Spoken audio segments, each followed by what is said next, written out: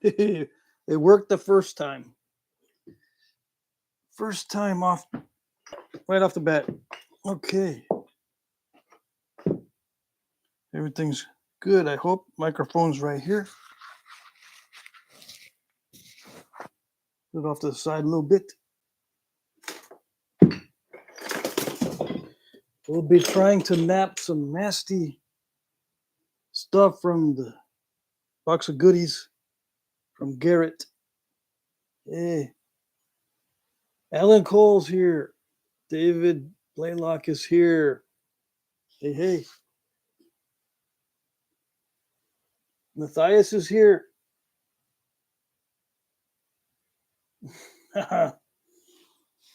Good, good. I put the on-air sign there and my old how do I know sign. Yeah. This might fall off, the one that's on the fridge. Tommy is here. Mike Tufts is here. Hey. Dichotomous Keys, what's up? I haven't seen you before, I don't think. Anyway, this is in the thumbnail. This is a piece of, I don't know what. Let's see if it naps. It's like the quartzite stuff from before. All right. Who do we got? No, you're just learning. Okay. Well, we'll see if this can show you anything.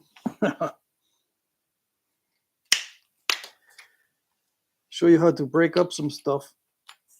That was already cracked, it looks like. What's the news?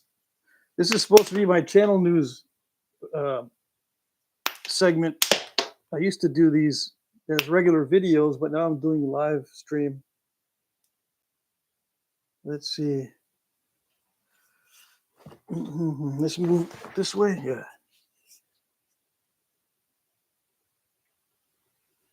Yeah. Okay.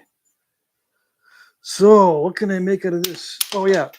What's any news? Because this is supposed to be channel news. No news except I probably will not be traveling for the nap in to Texas. Unfortunately, I'm helping my oldest daughter buy a car, so all my money's tied up. I won't be able to go to the napping this month. It starts on the 10th, I believe, in Brady, Texas. I was playing it by ear. Hey, Alan Cole's here. Yeah, I was playing it by ear as far as being able to go to the napping. But my daughter has to buy a car, my oldest daughter, so I'm helping her do that. Also, my second oldest daughter is having a baby at the end of the month, so I may fly down for that. So I have no extra cash to go to the napping. Let's see. Alan Cole says if the sign gets hit with a flake, we'll say, man down. Yeah. How do I know? I don't know. Let's see if I can pin this so it doesn't act all weird. Okay. I've been known to hit my equipment with the flakes and stuff. I need a glove. Just in case. I have a feeling I'm going to need a just in case glove. What do we got? Jordan's here. Hey, hey, hey, live stream. It came faster than you thought. Alan says, don't forget to smash the like button. Oh, yes. Don't forget. Don't get too mesmerized by the napping. This actually is not too bad as long as it doesn't have cracks in it, this stuff. It is a quartzite. I shall see what I can do. Mike Tufts Bopper 6 ounce. Who else we got? We got 14 viewers. Awesome. Already. It's only been 3 minutes. That's good. We have a relatively small community, but very loyal community. Yeah. The usual culprits are here. Yep, yep.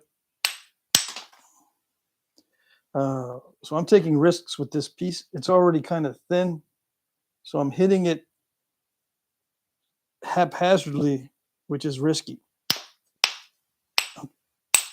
I need to knock off any weak areas.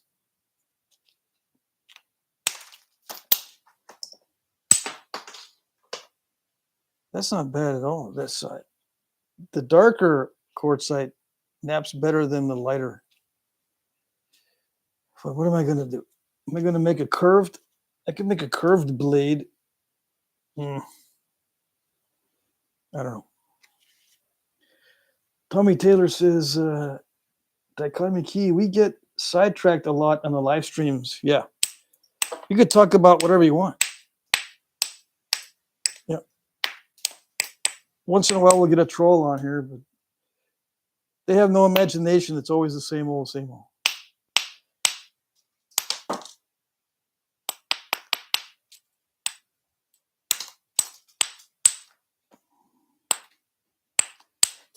So what is this?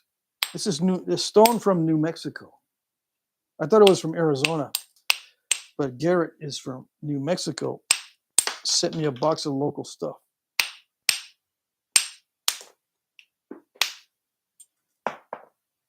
Normally I would heat treat a lot of this.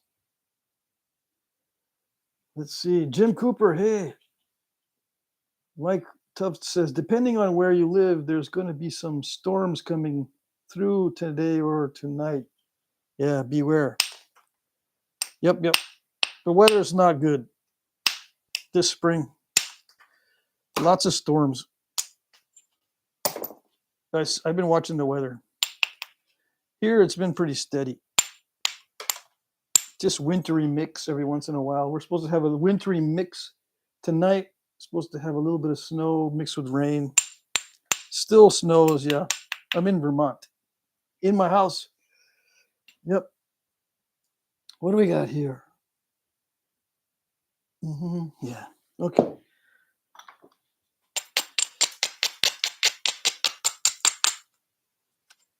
Yeah, you guys talk to each other. If I get busy, you guys can talk to each other. I'm trying to figure out if it's worth for me to continue hitting on this thing because it's really lumpy. And it's got internal cracks in it. This side looks okay, but this side I can see cracks right in the middle, right where it's not supposed to be. Yeah. What do I do in these cases? I don't know. What's my mindset? 3 words. Don't break it. Yeah. That's my mindset through the whole process. Don't break it. That's it. That's the most important thing. It's better to have something nasty but not broken than something beautiful and broken in half. Yeah, April showers bring May flowers and mud. Yeah, we've got a ton of mud.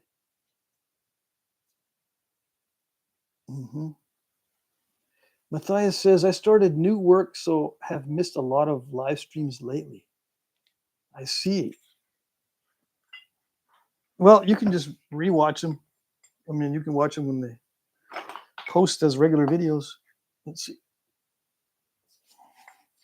I need to back up. So just copper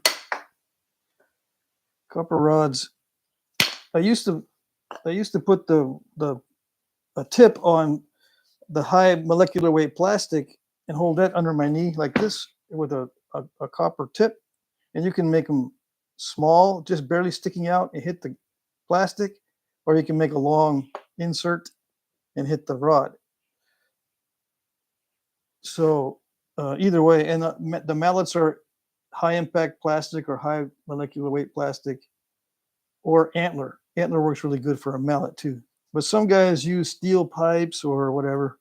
Depends on what you do. But this has a little bit of a little bit of a shock absorption to it, just slightly, so it's not so harsh when you strike, and it's not, you can't feel it on your hands either. You know what I mean? After a while, sometimes if you're dealing with really hard material, you can feel it in your wrists and stuff. If you're dealing with hard material for your mallet. Yikes, this is not going to be easy. Why can't it be easy? Why? Do wooden mallets work? No. Well, they work, but you're going to be hitting much harder than you normally would.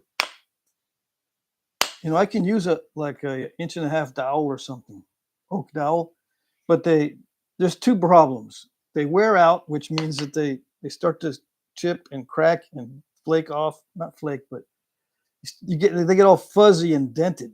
Wood is not strong for this kind of work.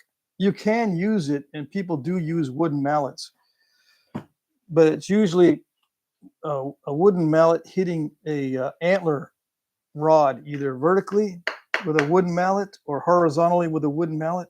But I don't recommend wooden mallets. I recommend antler mallets, okay? Because that's what I use. I'm not going to recommend something I don't use. I will recommend something that I do use. And these high molecular weight plastic rods have similar weight and shock absorption to antler, okay, as far as the mallets go. You can't nap with it like a billet because it's too weak, but as a mallet, it works. So in this process with percussion, I don't recommend any wood, although many people use wood for the mallets or to insert the copper or whatever metal you're using into the tip. They use a wooden support rod. But if you're hitting on wood, it absorbs a lot of energy, so you have to hit harder. And the harder you have to hit, the less accurate you are. Okay? You don't want to sacrifice accuracy at all. Just little tweaks can make a big difference. And little disadvantages in the accuracy make a big difference. Tommy says, we expect 10-inch and bad storms between tonight and Saturday in West Tennessee. Really? 10 inches of snow or what? No. Rain? 10 inches of rain? That's terrible.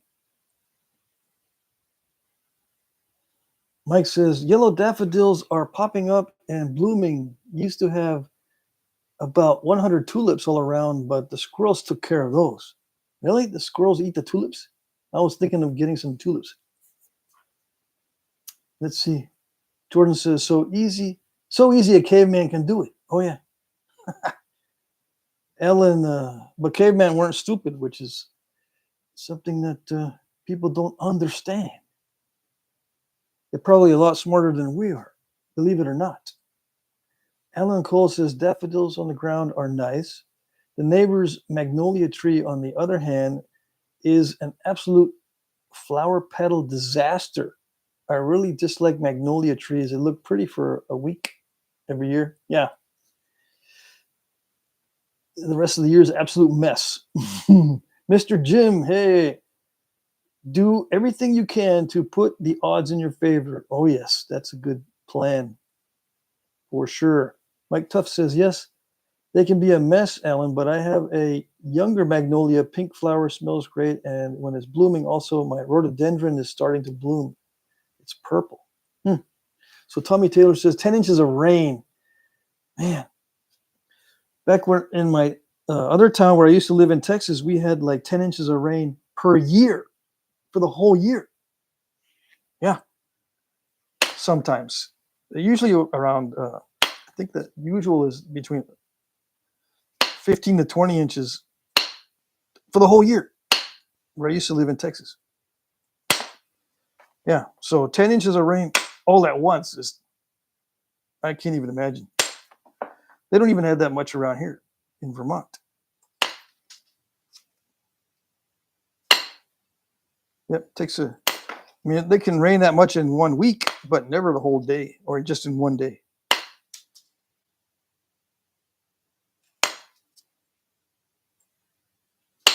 So if you see people using the wooden mallets and wooden tools for indirect percussion, they're hitting harder than they have to. Yep. But they use it because it's cheap or something, I guess. Easy to get. You can just go down to Home Depot or whatever and get it. This stuff, you have to order it online. And if you want to know where I get it from eBay. You can send me an email or just ask me in the comments section when the video's over where to get it. And I'll give you the link. It's not that expensive. But some people don't like ordering offline or ordering stuff from the internet. And I have a feeling that a lot of you guys are living off grid or something. You don't have a real address, or you don't get delivery to where you're at, so you don't order stuff from the mail. I mean, from the internet. I guess, I don't know.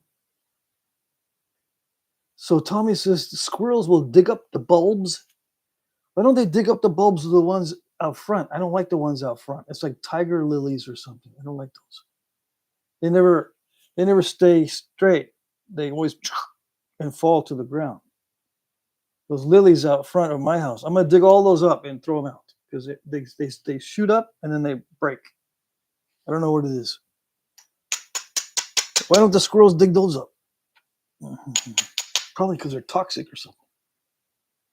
Let's see. Must have been in El Paso. No, I was in Midland, Texas. Not that far west. Jim Cooper says the Olympic Peninsula can get up to 10 feet of rain a year. Holy moly. Mike says, I've been waiting on my pear tree that I planted about 8 years ago in the backyard to deliver fruit and flowers beautifully every year. Someone tagged it wrong. It's an ornamental. Ah. Well, what a bummer. You had to wait 8 years for nothing. So Jim Cooper lives in a temperate rainforest. Yeah, 10 feet of rain in a year. Jim says, I spent a lot of time in the HOH rainforest. What is HOH?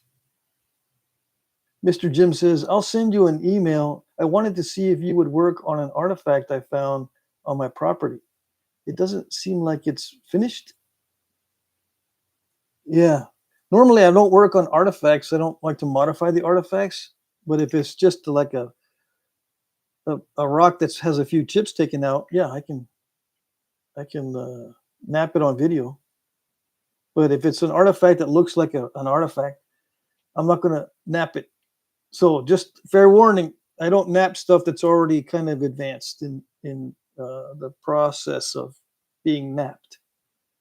If it's kind of crude and it's just barely worked on, yeah, I'll nap it. Alan Cole says, very beautiful place, Jim. Yeah. Dang squirrels. Yep. HOH pronounced hoe, like the garden tool. So the whole rainforest? What's the whole rainforest? Is that like in Vietnam or something?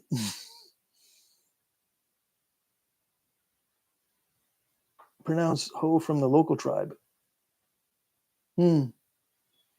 Ed Gould's here. Hey, almost missed it. Buddha Cat is here. It is unethical to nap in areas where artifacts can be found. Is it unethical? Yeah, if you leave too many flakes in the area, it's unethical if you are worried about your flakes getting mixed up with real artifacts. And that happens if you pick up a local stone and nap it right there where there's local artifacts. Those flakes might get mixed up. And the reason why that's important is because later on, archaeologists might dig up the site and think that your flakes are from hundreds or thousands of years ago, which gets them mixed up. But it's only unethical if you are concerned that the archaeologists are going to get mixed up. They're going to get mixed up anyway. So, but I don't recommend it. I don't recommend napping in an area where there's already artifacts. I recommend napping in an area that doesn't have artifacts and also with material that doesn't really belong there. That way, no one gets mixed up in the future.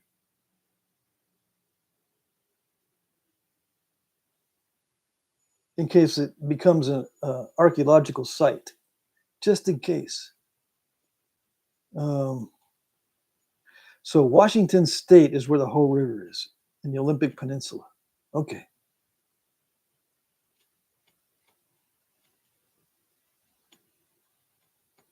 So Buddha Cat, it's a good question. All these things concerning artifacts and what is it ethical to do this or that? Yeah, those are good questions. Mr. Jim says, I'll send you some pics of the artifact. I find flakes everywhere on my place. I see. Yeah, send some pictures of the artifact.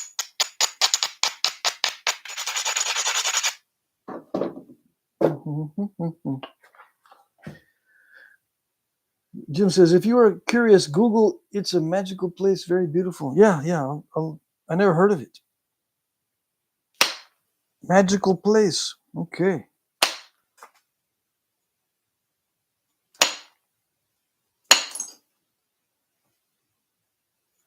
Does it have magical wildlife? Stuff you can hunt all year round? Does it have lots of rabbits and coyotes and stuff that you can shoot no matter what? No closed season. Squirrels, coyotes, and rabbits. And what else is no closed season? Oh yeah, invasive species like those collared doves. Eurasian collared doves.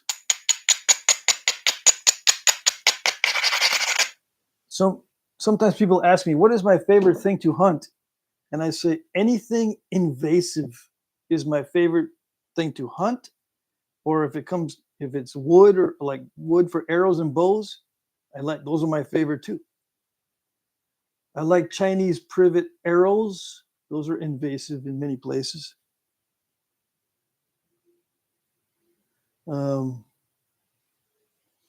Let's see. Alan Cole says, Legend of Mick Dodge was filmed there. Keith Ricketts, dang it, I'm late. Yeah, just like that rabbit in Alice in Wonderland. You're late, and you're going to go down the rabbit hole. This is a rabbit hole. Yeah. Sometimes we veer off into other topics and I stop napping and everything goes crazy. Jim Cooper says, lots of tribes call the peninsula home. Yes, elk, rabbit, moose, and deer.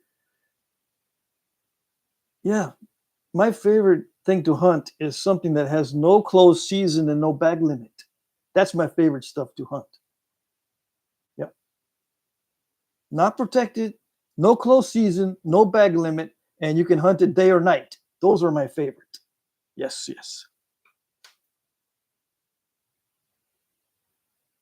Let's see. I haven't heard of Mick Dodge.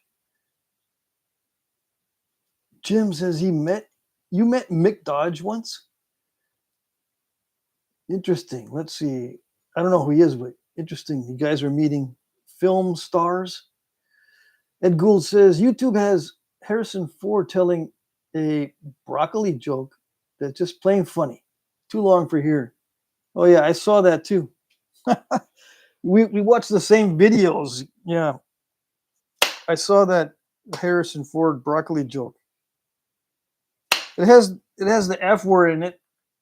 The F word in it, so I can't say it here on my live stream. I try to keep it family friendly. I can try to say it, but I won't say the actual word. But if you can't say the F word, it's not funny. Yeah.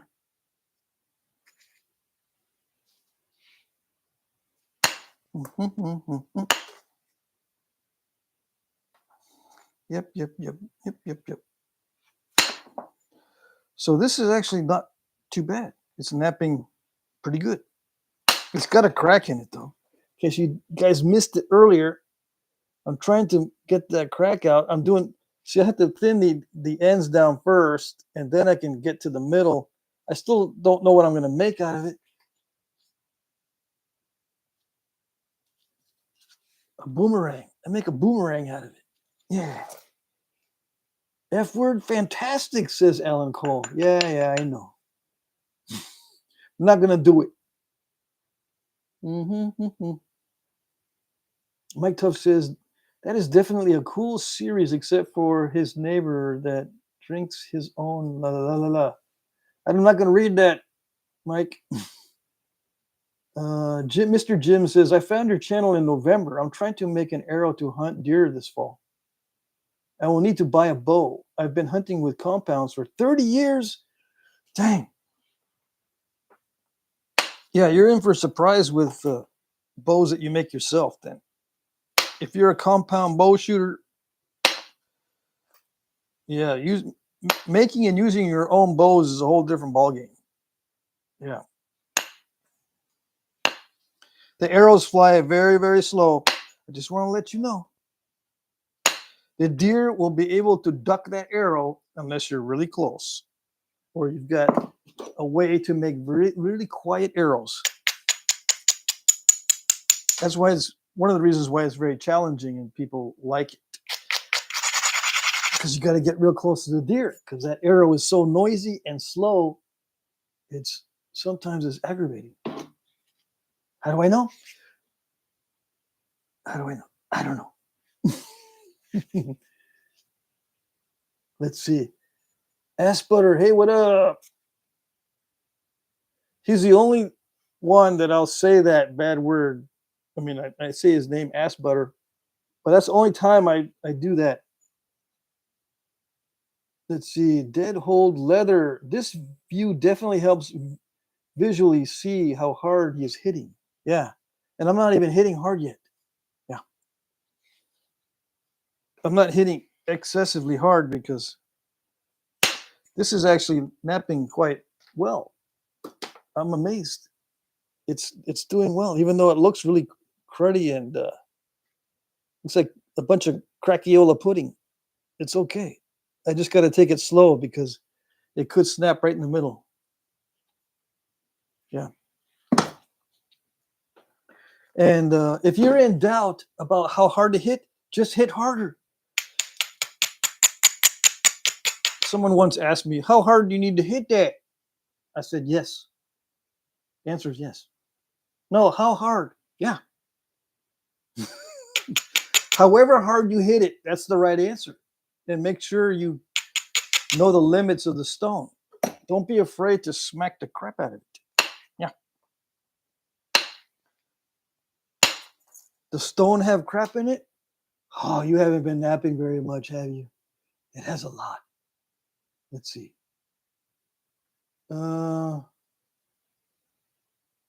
Let's see. Alan Cole, AB. Oh yeah, let's call Ass Butter AB. That sounds better.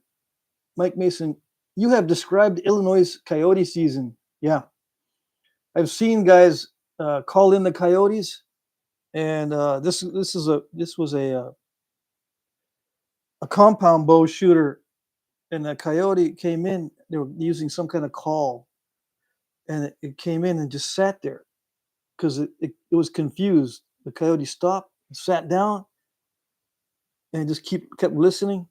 And he took his compound bow and just stood there, wait for the coyote to come in. It didn't come in, so he just shot it, and the arrow went right between the eyes of the coyote, right through, and it just went boop. I said, man, that's the best shot on a coyote I had ever seen. Right through the skull, right between the eyes.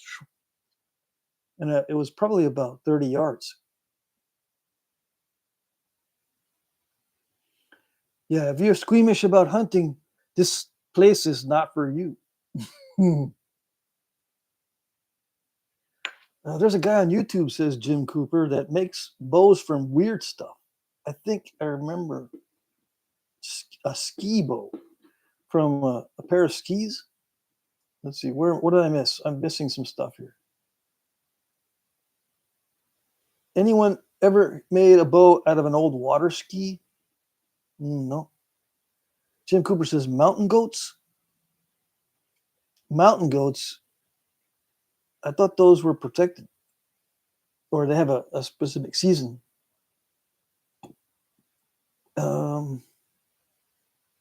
Alan Cole says, oh yes, especially those whitetails, they have moves like Barry Sanders.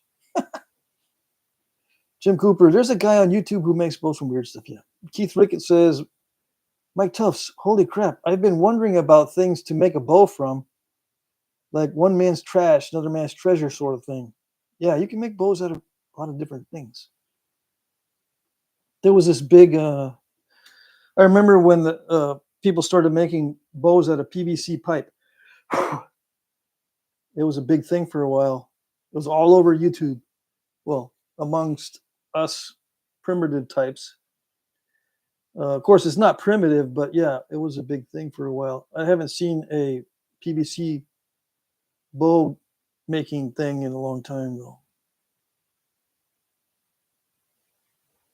Mac Bales is here. Ass is a proper term for donkey used extensively in the Bible. Extensively, yeah. Why don't you just say a lot? Used a lot. Because Mac Bales has probably been on the internet for 40 years. Yeah. See, how long have I been on the internet? I've been on the internet since 1995. So that's 2005, 10 years. I've been on the internet for 30 years. I can tell when someone's been on the internet for 30 years. They use words like extensively. Let's see. Mike Tuff says, yeah, I found this old ski. It's wooden. It says USA, and it's red, white, and blue. It says Lake Region 5. Lake Region, 5 feet long. The F word is not female. No. F word, it rhymes with luck. Okay? David, hey, it's David from UK. Awesome. I'm glad you could make it. Mike Mason, how's that ass butter? That's how ass butter identifies. Oh. Buddha Cat, do you have or like napping TV glass? I just got a bunch and was thinking of sending you a package with some. I've got TV glass. I don't like napping it because it's kind of mysterious. It has a coating on one side. So ever since I've found out that coating, the dust from that coating might be kind of hazardous, I've been hesitating to nap the TV glass. If any of you guys have a way to strip off that coating, for sure, I'll nap some TV glass. Some of that old TV glass. But yeah, I mean, it can be napped. It's actually pretty good. I've napped it before, but like I said, I got kind of worried about the coating. It's got some kind of mercury, or I don't know what it has on it.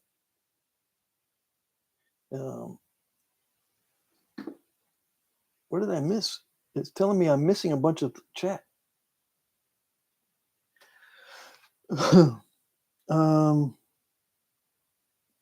Mike says, the ski looks like Evel Knievel would be using it. Speaking of afraid, don't be afraid to smash the like button, says Alan. Yeah. Jim says, Mick Dodge was a semi-hermit who lived in the rainforest most of the year, kind of a hunter-gatherer, and National Geographic decided to follow him around. I see. I would just call him the rainforest guy, because I can't remember names very well. Mick Dodge. I might remember that. Jim says, you asked about invasive species, and mountain goats are not native to the peninsula, and they are getting addicted to drinking urine and chewing clothing of tourists for the salt. Really? Fish and game. So you guys go over to where Jim is and hunt those mountain goats. Heck, I'd be out there if I was close by. And there's no bag limit, no closed season. No time of day restrictions, I'd be out there, man.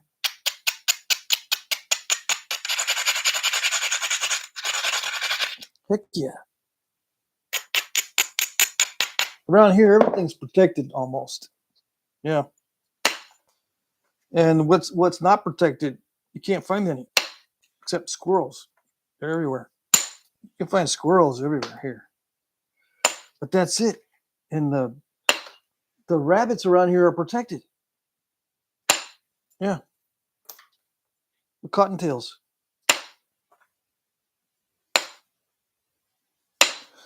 Well, I can't say that. There's some of the cottontails are not protected. I think they got 2 species out here.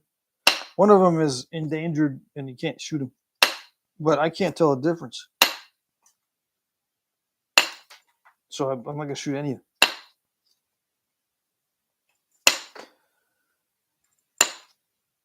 Oh, I forgot to mention, we got a bunch of skunks coming around with mange. They're losing their hair on the back of their necks and on their backs. And I looked it up on the internet, and skunks can get mange. And I'm saying, where are they getting their mange from? Perfectly beautiful skunks, and they got mange. It's weird as heck. I counted, there's 7 different skunks that come up to my front door and chew on the cat food. 7 different skunks. And 3 of them have mange. It's sad. Because you can see them shivering because it still gets cold at night here. All right, let's see. The inside coating of the TV glass has some kind of chemical. Yeah, it's the inside coating of the glass. Now, I think they might have passed regulations on that, but I don't know. I don't know what year or whatever that occurred, or if it did occur, so that you wouldn't be exposed to any hazardous chemicals. I don't know. This microphone is itching me. I got a microphone right there. Let's see. 33 people watching and only 12 likes. Okay. They saw that message before I did. Now there's 23 likes. Yeah. Ronnie Bryant is here. Patrick, I use wood for a hammer. It's dogwood and it works pretty good so far. Awesome. I can never find any really heavy wood. Even I look on the charts for heavy wood, and the dogwood around here, it's not heavy. The only time I can get heavy wood is if I look through my stash of hickory. Some of the hickory is lightweight and some of it's heavy. So the heaviest wood that I get around here is hickory. And even that, some of it's really lightweight, comparatively speaking. And the Osage that I have is lightweight, comparatively speaking. I guess it all depends on how fast it's growing. It grows pretty fast around here, so everything that's wood around here is lightweight, if I gather it myself. Keith says, okay, I read that one already. Alan Cole says, Jim, he made something from the forest berries. I think it was called jam juice. Yeah. Let's see.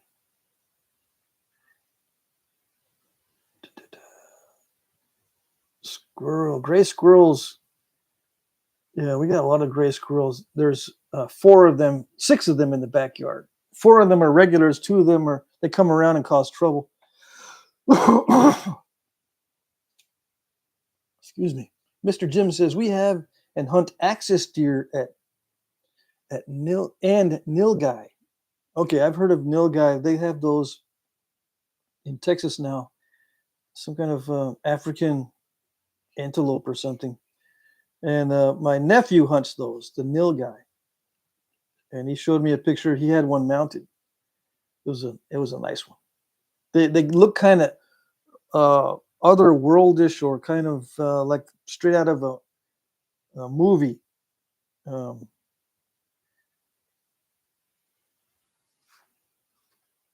movie about evil goats or something. Let's see. Let's see. Jim says, if you can find it, you may enjoy it. Mick messes with the camera crew all the time, and he gets the same kind of humor as you. Okay. He's got the same kind of humor. Awesome. Yeah, I might try that. I'll look for the videos. Keith says, I see that. So we will have about 14 stragglers mooching on Patrick's knowledge and not helping him out. Alina, hey, is it piece of quartzite? Yes. You just joined. My time is not good for live stream. Yeah, you're out in a place where the time zone is messed up. But yeah, this is quartzite. Let's see. It's got different colors in it though. It's got gray and a little bit of blue actually, and a little bit of green. Or I'm colorblind, so I can't tell how blue or green that is. But yeah, it's quartzite. It's not as clear as this stuff. This is translucent. I was knapping this last week. This is a little bit darker, but it's still kind of cracked. It's crackiola pudding. Yeah. All right. Let's see. Alan says desert ironwood is probably good. Yeah.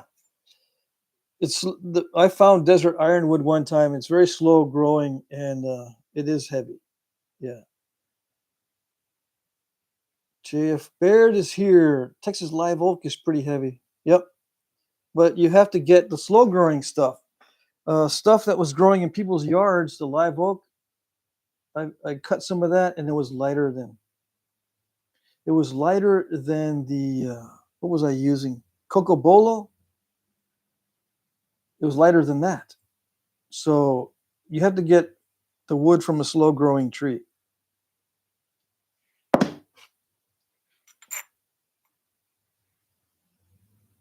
Let's see. Asputter says, would you happen to have any hazelwood you'd be willing to sell?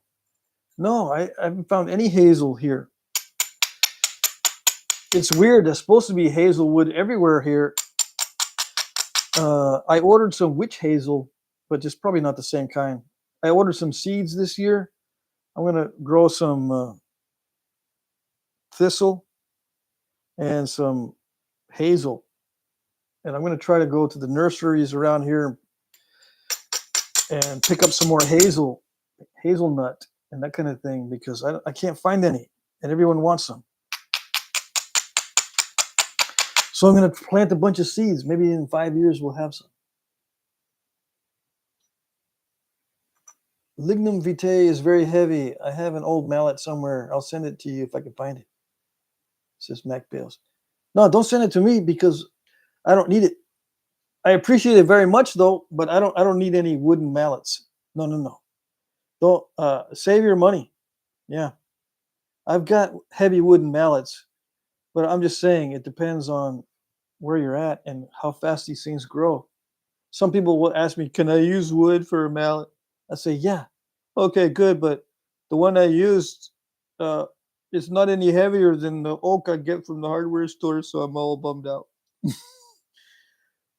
Yeah. See, they already know the answers to the questions before they ask me many times. So I have to preface it and have to give all the exceptions, and I have to give some background and stuff. Let's see. And lignum vitae is like from South America or something. It doesn't even grow locally, so it's hard to get. Nilgai escaped from the King Ranch in the 20s. They're from India, and they are delicious. Ah, I see. Yeah. From India. Okay, I thought they were from Africa. So sorry. Slow growing, says Tommy Taylor. Yeah, slow growing wood is heavier. Thanks. Knife blade. I don't know what I'm going to make out of this yet. I joked around earlier and said I can make a boomerang, but I don't know. I'm just going to thin it down, and we'll see what happens. Because if it breaks, it'll solve the problem of what I'm going to make out of it. Yeah. Let's see. Coffee wood is best, says David. Jim Cooper says, are you sure that's not chalcedony? It looks more like a chalcedony to me. Yeah, I'm not sure. It could be chalcedony. Yeah. It could even be a chert. I don't know. What do I know? I know if it naps or not. Let's say if I know this is quartzite or a chalcedony or chert, let's say I knew it, I know exactly what it is. Does it make me a better napper? Nope. Not in the least. Let's see. R. Snyder, Ralph is here. Hey. AB says, I can't find any hazelwood anywhere around here at all. Yeah, I'm in the same boat. They say on the maps, when you look it up, that it's supposed to be here, but I can't find any. I can find a bunch of silky dogwood, though. It works pretty good. I've been making some arrow shafts, and this is silky dogwood, and this is cold straightened without heat. I can straighten this stuff without heat. It's awesome. It's very similar to red osier dogwood. And we got a ton of this here. I can straighten this without heat. It's amazing. It's remarkable. It's fantastic. It's tremendous. Let's see. AB says, you should try to make a boomerang. That'd be sick. Okay, it's already a boomerang. It's already a boomerang. It's already a knife, too. I can use it as a knife. And it's got a nice little handle on it. I can use it on either way. I can saw with it like this. Or like this. Or, sharpen up the tip and use it as a knife and then grind the rest of it. Yeah, it's already a tool. I'm just going to keep working on it until the time's up. I still got an hour and 15 minutes left. But it's already a boomerang. Let's see. Mike says, I don't know what the rock is either, but it sure looks like I would put it in my rock tumbler. Yeah, this is the kind of stuff you'd put in a rock tumbler for sure. It's got these weird colors in it. And see, the stuff I was working on last time, it's got those colors in it too, but they're less pronounced. And this hardly has any color. And yeah, it could be chalcedony, it could be chert, it could be quartzite. I don't know. Now this one here looks even worse than this. I might break into that. It's got mold growing on it or something also, or algae. It's got algae growing on it. Yeah. I think I've seen artifacts made from this stuff. It's got red and orange and stuff in it too. And it might be agatized something or other. It might be even dolomite, right? Or something weird like that. Like alabates is agatized dolomite. This might be similar to alabates, right? It might be an agatized thing. And there's another big piece. Actually, this came off of this. Yeah. So I'm napping this kind of stuff. Luckily, this has not snapped yet. Okay, what did I miss? Mm-hmm. Grab your hip waiter, Ralph. I hope it dries out soon. Alina says, great, you nap stones that are really similar to what I have here. Last weekend, I picked some after step fire, so it has natural heating. Gonna experiment more. Awesome, good. Yeah, I looked at your channel and you live in a place that's got a lot of lakes and stuff, it looks like. But yeah, after a fire, but hopefully the fire didn't get too hot. I've been wanting to go steelhead fishing soon, says Ralph. Go. Church site. Yeah, this church site. Yeah. It's almost leverite. What's leverite? If you find it, you just leave it right there.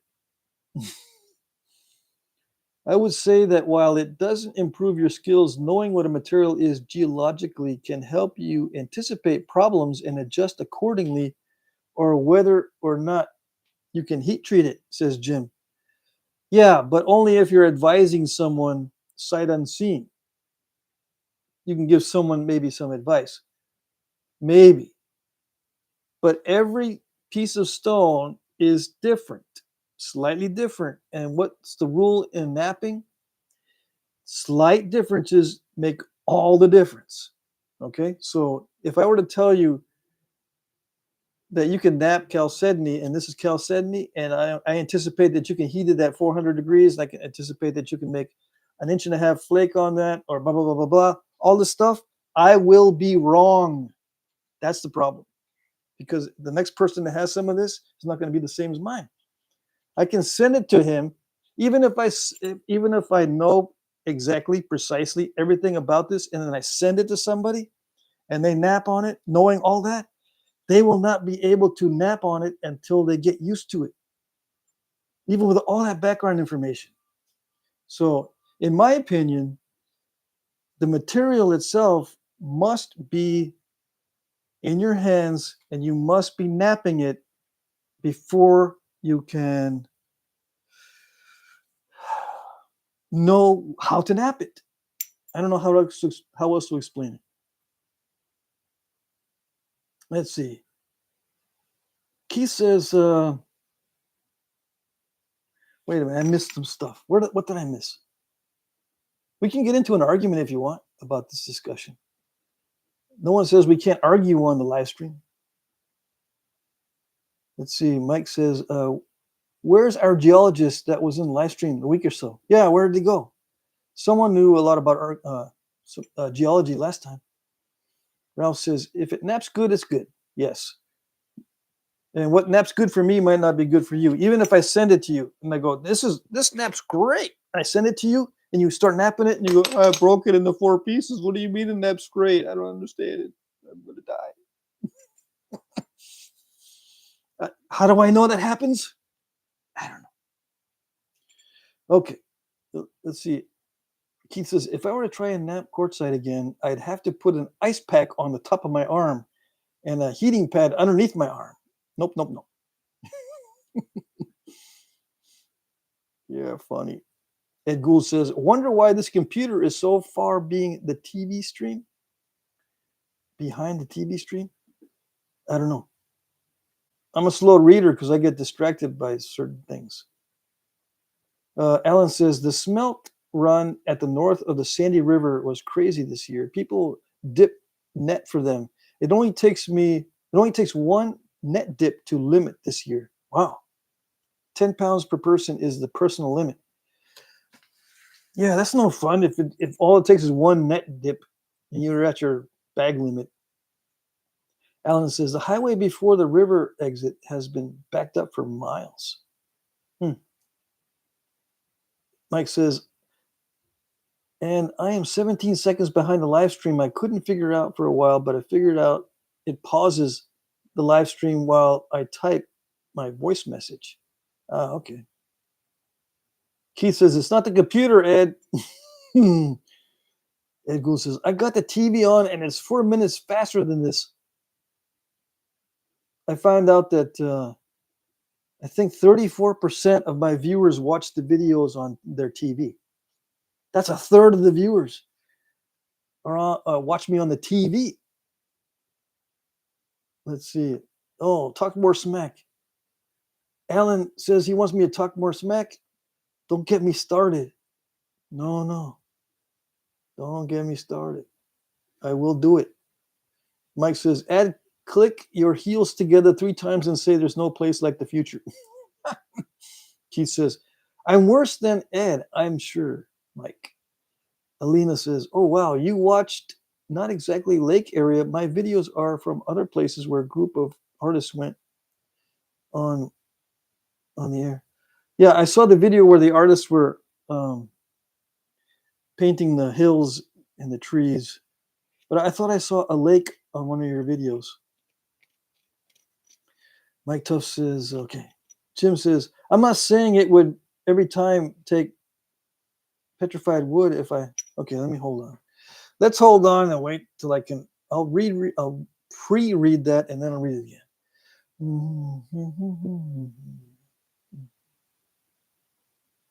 Okay, it's talking about petrified wood here. Jim says, I'm not saying it would every time take petrified wood. If I pick up a piece and I know it's petrified wood, I can anticipate that it is likely to have issues along the growth rings.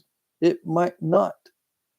But by knowing the rock associated with a material, you may treat it a little more gently and save points you may have otherwise broken. Well, if you just have a general be careful with everything new, like you should, doesn't matter if you know what it is. If you're trying something new and you're not careful with it, it's not on us. It's on you. If it's something new, or if you don't know how, if it looks cruddy like this, and you go just blast right into it, that's your fault. Yeah, you don't need to know what kind of rock it is. You just need to know you got to be careful with stuff that looks nasty. Let's see.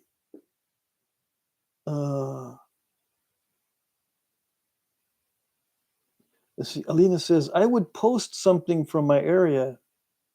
It is steppe and very blue river. Lots of silicified pieces of ancient ocean floor. Yeah, just film something from your area. Mike says, just look at the computer when you want to know what the future is. Risk, not Rick. Okay. Let's see. Mike says, why is my spell correct making your name add? Yeah, spell correct is terrible. Jim Main, he's late, but hello. Alan Cole says, Mike, I misplaced my ruby slippers. Ralph says, similar smelt regulations in Michigan limit 1 2-gallon bucket. Any day when the water temperature is 43 degrees. Where do you get a 2-gallon bucket? Mm-hmm. Sam Fuchs is here, or Fulks. Great to be here. I will learn something. Hopefully. I don't know. I haven't been napping. I've been talking. Maybe you'll catch some napping. Let's see. Smelt run is good one this year out here, says Alan. Keith says, Jim Cooper, I'm careful with every piece I try to nap, yet I still break them. Yes, we all had to pay our dues.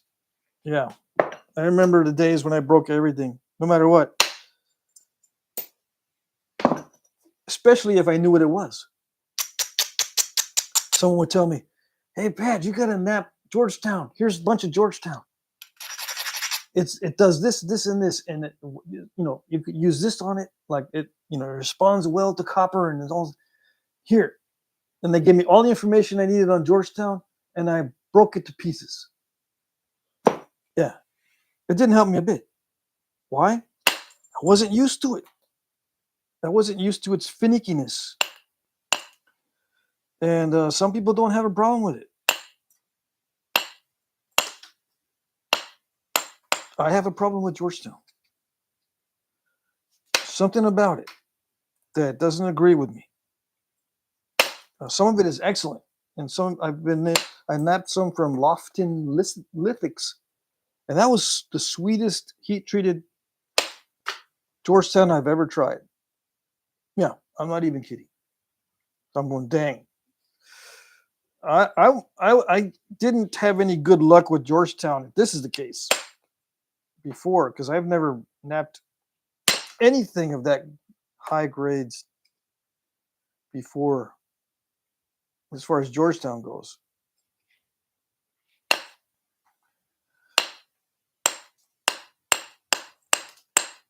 I mean, I've have napped high grade Georgetown, but that was, of course, it's heat treated too, but for some reason it was just buttery. I've never seen heat treated Georgetown like that. Anyway. So yeah, when I first started, people were saying, yeah, you should just try this or that and this and that. And it works good with this kind of bopper, and you should be using this kind of thing. And so yeah, I took all that advice. Nothing helped. I had to actually experiment with everything that I got, and I had to actually develop my own style. And I still, to this day, I can't follow directions from someone else without messing it all up. And if someone tells me what it is, it's almost like I think to myself, I don't want to know what it is because I don't want preconceived notions and then hit it in a way that it's not going to respond in the correct way because it's going to be a little different. It actually messes me up to know too much about the stone because then I have it in my mind. Well, it should act this way then. And if it should act this way and it's not napping right, it's got to be me because the stone's supposed to be doing this because the guy told me this stone does this and it's not doing it. Must be me, right? So you get all, it's just got to be me because this, you said the stone wouldn't do that, but it keeps doing it. Yeah, so I never got any benefit from knowing. That's why I don't care too much anymore. And when someone asks me, what is it that you're napping there? Where'd you get it? What's the properties of it? What's good to use on it? And I go, I don't know. I don't know anymore. I don't know. The more I nap, the less I know. How's that?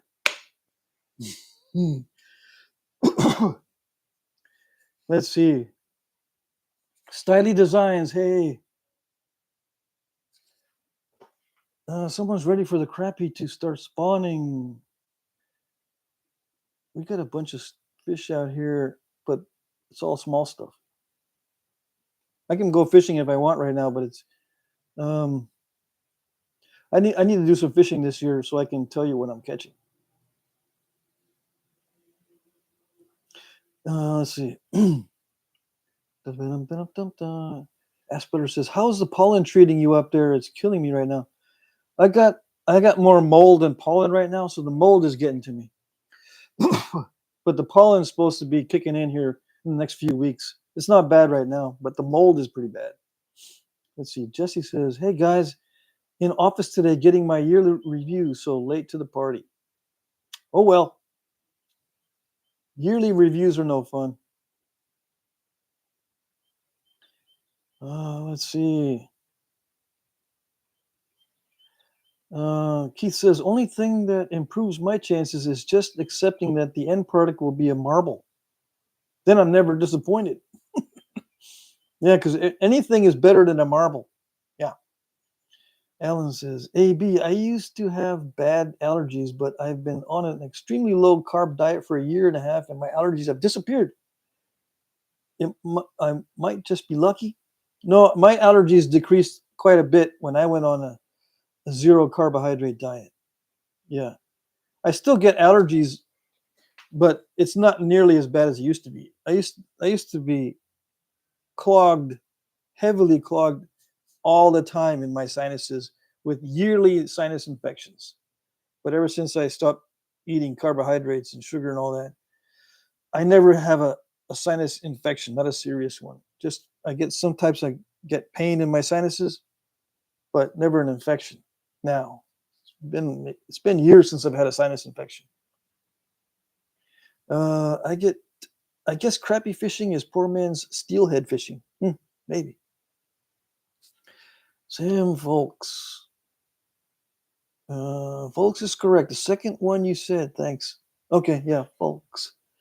Gonna find a nap in this year. Ceramic and glass been working okay. Looking forward to getting nicer material. Yeah, you'll find it at the nap-ins for sure. Ralph says, our smelt fishing on the St. Clair River can be good if the water is murky. Smelt hug the seawall when the water is murky. Then when the water is clear, they swim up to the middle. Interesting. Mike Mason says, we got no steelhead in my waters. The big biome is where I hook a sauger while crappie fishing. Ralph says, also set lines for salmon. Interesting. Boone, not biome. Okay. AB says, well, I love carbs more than life itself, so I'll suffer through the pollen. Yeah. I used to be Mr. Cookies, Cakes, and Candies, and then I top it off with coffee that had all those creamers and sweeteners and everything. Yeah. I burnt out my pancreas, I think. I was developing pre-diabetes. And when you get when you're pre-diabetic, you start getting dementia. So I was having early onset dementia. I couldn't remember even my friends' names when I would see them at Knappings or whatever. And even people that I've known for years, it would be a delay. I couldn't remember their name. There was a delay in everything. And driving was starting to get very difficult for me because I would become disoriented. Like, where am I supposed to be going again? Where are we going? And I can see where I'm supposed to turn, but I'll miss the turn because it doesn't occur to me to pay close attention to what I'm doing. So it was driving for me became a real chore. Like it was extremely hard for me to stay focused. And yada, yada, yada. All kinds of things were messing with me because of the pre-diabetic symptoms, right? So I said, no, I got to do something. And I don't want all these medical bills. So I started going on the internet looking for what to do. And I had depression on top of that. So it was not good. And I have 6 children, so they were all still young at that time as well. Luckily, they're all grown up now. So I haven't progressed very much on this. I'm trying to get rid of that area that's steppy. I got most of it. So I don't see any more cracks in there. I have to figure out what I'm going to do with this now. I mean, I can make a crescent blade. Yeah. I could make a crescent blade. I had a dream about a crescent blade the other day and how it was used. I'm trying to remember. Yeah, I do have dreams about, stone tools and that kind of thing, and Flintknapping.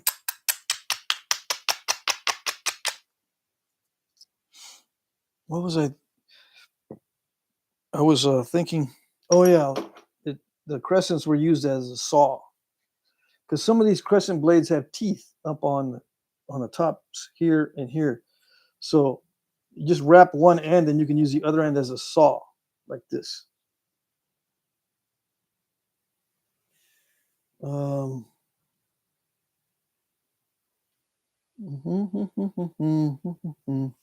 Everyone's saying hello.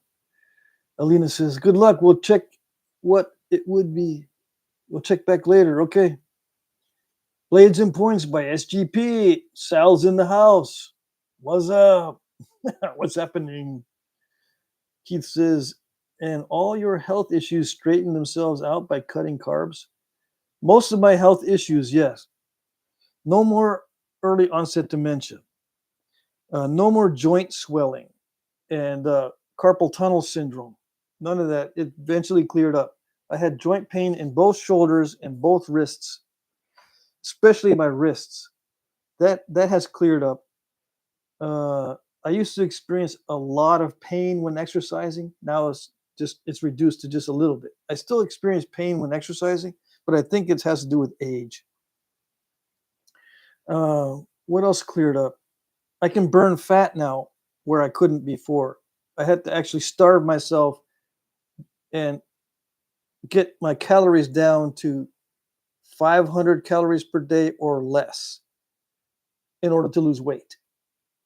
If I eat carbs, I have to go down to between 300 to 500 calories per day maximum to lose weight if I wanted to lose weight by watching what I eat. It has to be 300 to 500 calories per day. If I get more than 500 calories per day, I gain weight. Okay, so it was a roller coaster. I would go through fasting and eating and fasting and eating and fasting. It was driving me nuts. Plus, I still had the symptoms of early onset diabetes, or type 2 diabetes. I was starting to get it. So I don't have that anymore either. I don't have any issues. Eyesight, blurriness, also those shimmering migraines where you don't have a headache, but you have these shimmering lights going across your eyes, especially on one side. And then if you stand up straight and look up in the air and try to balance yourself, it's hard to balance and you start getting lightheaded. I started getting lightheaded by looking up. If I went back too far like this, I would fall back and I would start getting dizzy spells just by doing that. And I was working overhead at the time doing remodeling. I was drywalling the ceilings and stuff, and I would get dizzy spells and fall backwards, and it was not any fun. I don't have that anymore. I don't have balance issues anymore either. I used to have a hard time balancing. My equilibrium was all off, and it had to do with the swelling, inflammation. Okay, let's see. You're napping and listening, says Sal. Awesome. Alan says, fat and protein are essential micronutrients or macronutrients. Carbohydrates are non-essential macros. I agree with Patrick 100%. I have the same results. Yeah. The human body doesn't need carbohydrates. The human body produces whatever glucose it needs from protein if you're eating protein. Now, the hard part is making sure you have the good balance between fat and protein. You can't just have only protein because fat and cholesterol is also needed, so your body doesn't have to produce as much. Believe it or not, your body produces cholesterol in your liver. It'll produce what your brain needs as far as cholesterol goes, but if you eat cholesterol, the job for the liver becomes easier. It doesn't have to produce as much cholesterol to get you to that level that your brain needs. So I have a little bit of a gag reflex if I eat too much fat, so I have to mix it in with my meals somehow. I usually make like a gravy if I'm noticing that I'm eating way too much protein. I'll try to incorporate more fat. That's the only issue I have. Plus constipation, right? As you get older, so I have to take a lot of magnesium supplements. Yeah, today's meats don't have as much nutrients anyway, so I got to take magnesium supplements. I take K2 and vitamin D. I try to get as much fish as I can, but it's so expensive these days. I don't eat much fish, but that has a lot of vitamin D. So I had to take supplements to make up for the lack of nutrition in today's meats. So lots of magnesium, lots of potassium, lots of vitamin D and K2. That's what I take. And vitamin C. I'll take vitamin C supplements. But it's not every single day. It's like 3 times a week. And lately, I've been taking omega-3, the fish oil tablets. But some of the fish oil tablets give me a stomach ache. Yeah, I don't know what it is. The brand I'm taking now seems to be pretty good. But this is not a nutrition channel. You can get me talking about that stuff all day. Let's see, did it do it? It did it, finally. I got last remnant. Voila. Can't see because of the darn shadows, but I just finally was able to drive a flake all the way across the surface. Yeah, from here. That did it. That took off that little steppy area. Now all I got is lumpages. And I don't know what to do except to make a crescent blade. Yeah. And I can just leave it like this. And if I want a knife, I just sharpen one of these ends. But I can try to thin this down more. On most of my videos, I go a little bit further than I should, just so you can see what the potential is. But I can stop right here and just sharpen one end, and it's a good tool. Yeah, I don't have to go any further than this, except sharpening one end or sharpening one side. I can sharpen any side that I want and use it as a saw or a knife.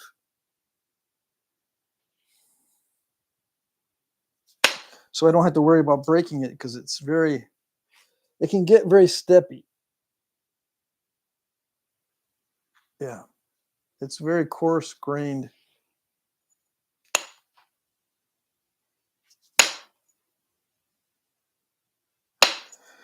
Yeah, talking about nutrition, I can't get my mind off of that.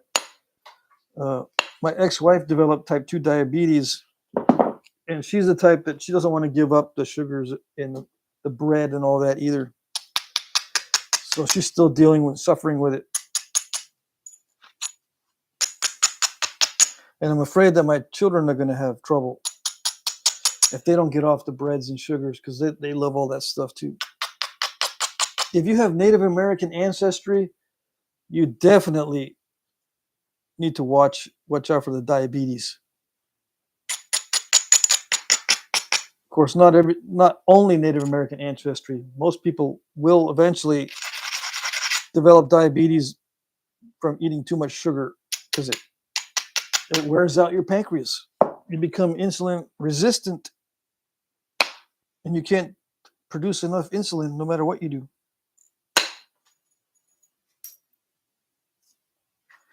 That's when you're in trouble. Once you get into your 40s, it starts to affect you. Little kids, when they're like below the age of, high school, before high school, kids can eat just about anything and do well. Right? I noticed I started having trouble thinking and concentrating and feeling right after eating lots of sugar. I started noticing that later on in high school, and it was really bad in college. But I never put two and two together and thought, oh, I need to cut out the sodas and need to stop putting so much sweeteners in my coffee and stop eating all those donuts. I figure as long as I stay under 2,000 calories a day, I'm fine. No.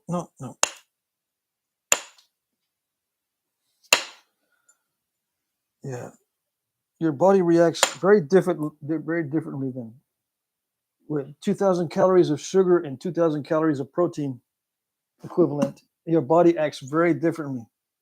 It can still be 2,000 calories, but if one comes from sugar and one comes from protein, your body reacts totally different. Protein and fat, I should say. What did I miss? I missed a lot. Okay, let's see. Roy is here. Hey, sorry I'm late.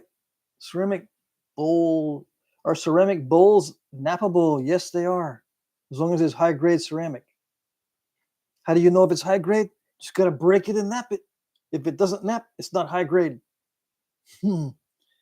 Red-Eyed Patriot says, hey, I tried to give the wife some vitamin D, but she told me to vitamin C my way the hell on somewhere. Okay.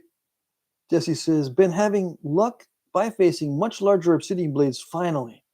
I had a strange thing happen though. Overshot ripped the entire side of my blade off, thinning from the bottom, wrong angle. Yikes. Keith says, lumpages, add that to the list. Yeah, lumpages. Tommy Taylor, Keith, we up to 31 likes out of 32 viewers. Yes. Jesse says, the blade was beautiful. Now a flat 90-degree angle down the whole side of the point, almost like when you purposely strike the corner of a wing or tang to get the flat piece like a burin. Interesting. Keith says, Tommy Taylor, yep, I'm looking for the straggler now. Ralph says, that's an interesting blade. What's the story with crescent blades? Heard they are from paleo times.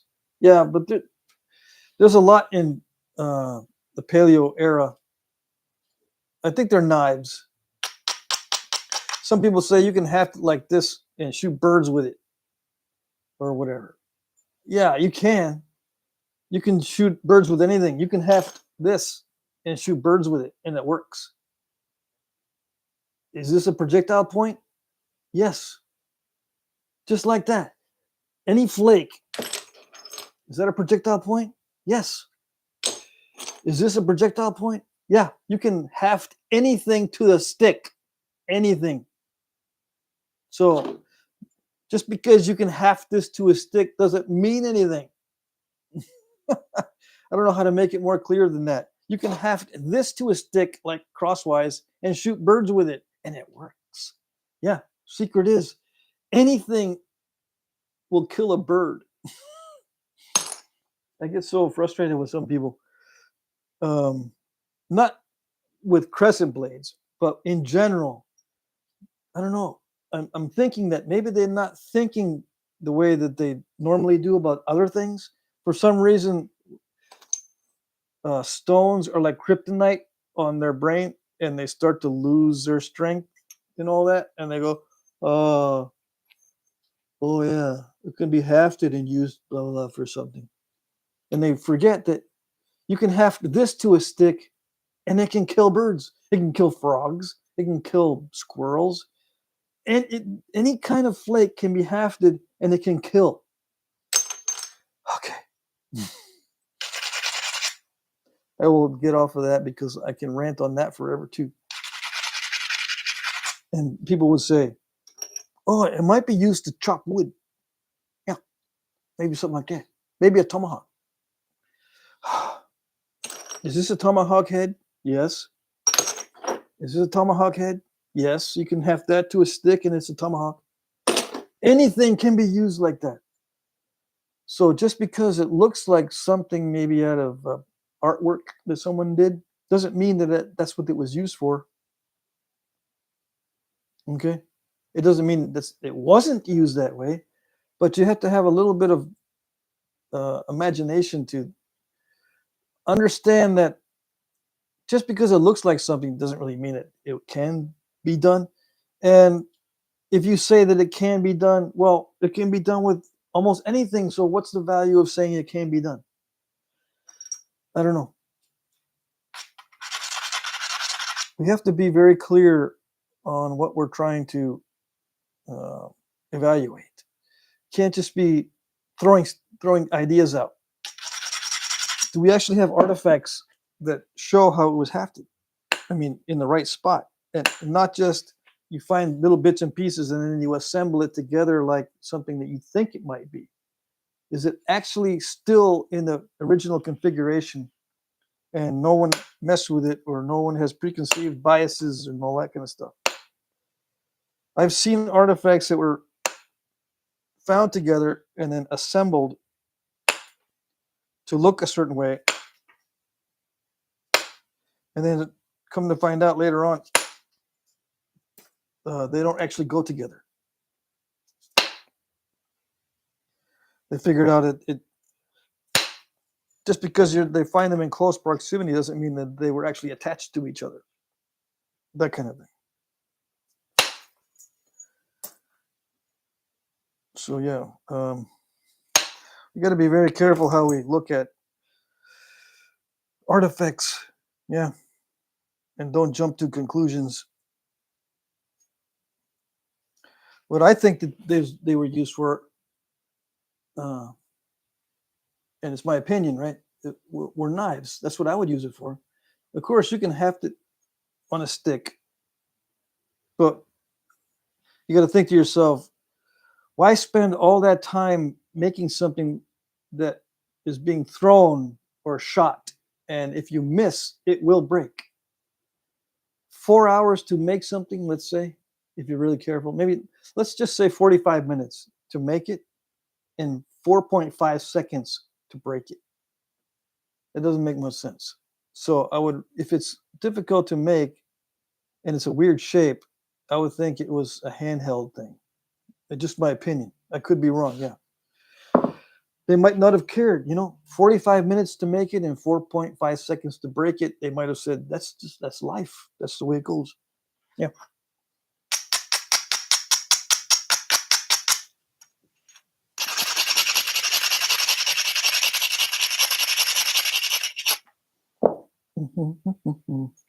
Hold on, I'm going to try to thin this down here.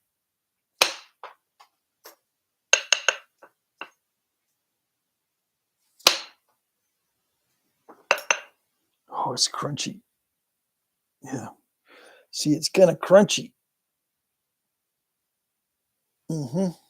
But it's getting thinner. What's the advantage of thinning? Well, with knives, there's a big advantage because knives work a lot better when they're thin. Same with saws when you're trying to saw something. It works much better when it's thin. Projectile points, do they work better when they're thin? Yes, if they're well sharpened, right? I don't know. I'm trying to think. There was experiments done on points that had no serrations and yes serrations and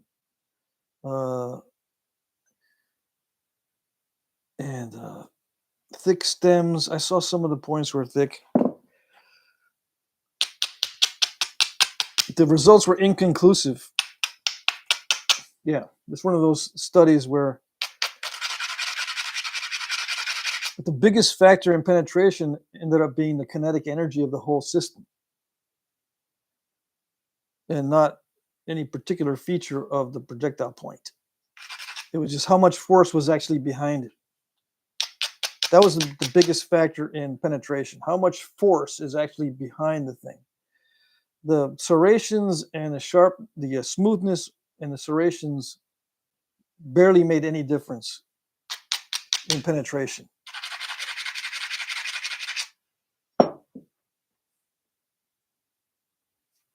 I should say the smoothness compared to serrations barely made any difference. Now, where do serrations make a difference? They make a difference with something you're sawing with, yeah, or drilling with. The serrations will catch on whatever you're trying to saw and will actually peel off a flake. So you don't really want the serrations with something really hard to cut or to saw, because it will nap them right off. Whatever material you're trying to cut will actually nap your tool.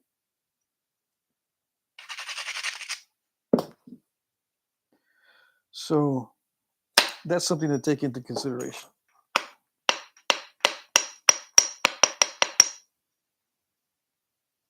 Some of the things that look like drills, long and narrow, they might just be resharpened knives, and they just kept it as long as possible, even when it's really long and narrow. They just still use it as a knife.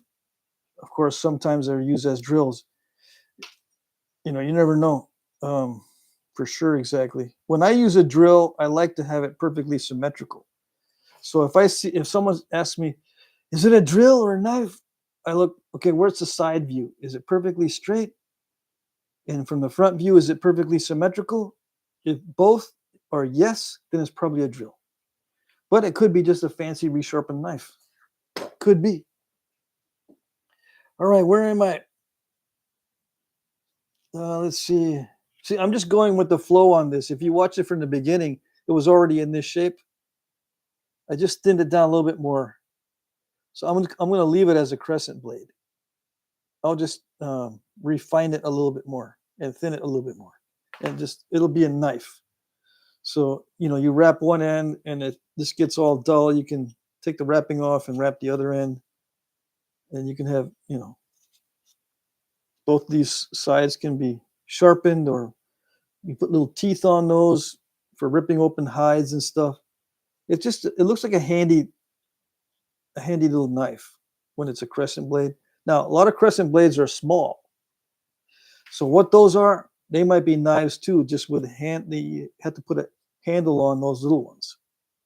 I think that they were more useful as knives. That's what I would use them for. Let's see. Let's see. Where am I? Ralph says, "Hi, Scott. I researched flint as a building material. Very beautiful buildings." Oh, yeah. Ask for Corn says, "Hey, Ask for Corn is here. Ask for Corn. Buzz is here too. I missed you guys arriving." Ask for Corn says, "You can kill a moose with a 22 short, but that doesn't mean you should." Yeah. Yeah. Scott Lauer says, "Yeah, I'll film some soon, Ralph. Maybe one I built too." Yeah, do that, Scott. Jordan says, "I live close to Fall River County in South Dakota, where the Flint Quadrangle is located. Massive amounts of chert and flint." Awesome. Ralph says, "That would be very cool, Scott." Yeah. Ralph says, "Jordan, what type of chert flint is by you or by you?" Okay. We have some in Michigan, but a lot is freeze cracked. Yeah. Ask for Corn says, "Maybe they are examples of a work piece that they didn't make a commitment on which end was going to be the business end and which end was going to be the distal end, and yet never revisited it." Jordan says, "We have brown and tan, slightly translucent, and that we have the darker grays that are opaque." Interesting. Okay.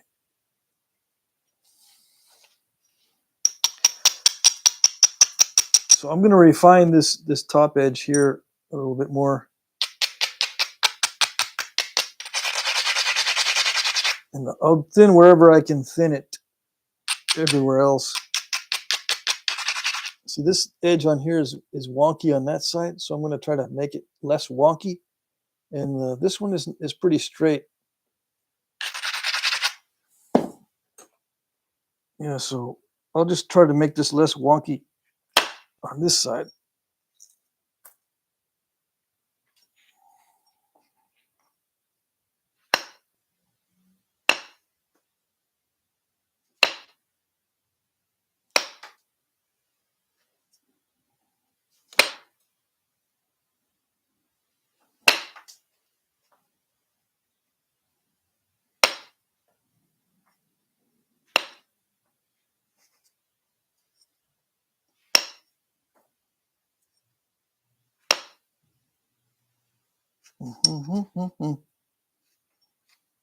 I'm afraid to thin it down much more than this.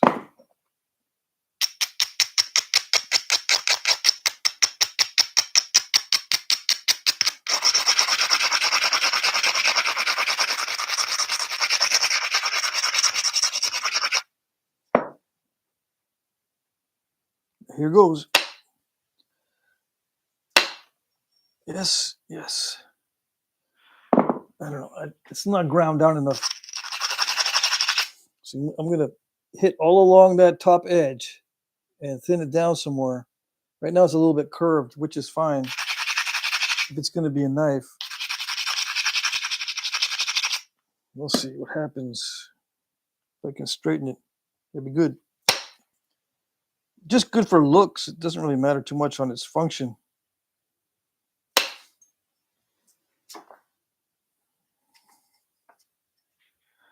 Okay.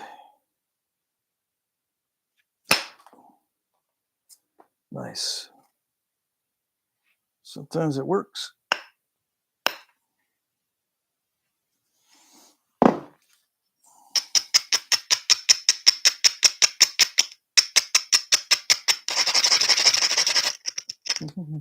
What did I miss?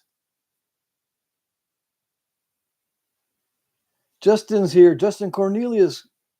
Good afternoon. Ask for corn. How long we have left, guys? 30 minutes, right? Yeah, 30 minutes or about thereabouts left on the live stream. Ed Gould says, in a few minutes, he'll say, I'm afraid to thin it down much more than this. And there he goes. Yeah, because I'm feeling all anxious. I don't know if I should, but it'll be so boring if I don't for the video. If I just said, yeah, we'll just leave it. It's not good. I mean, it's not good to thin it any more than this. Just leave it. It'd be so boring, I think, for you guys.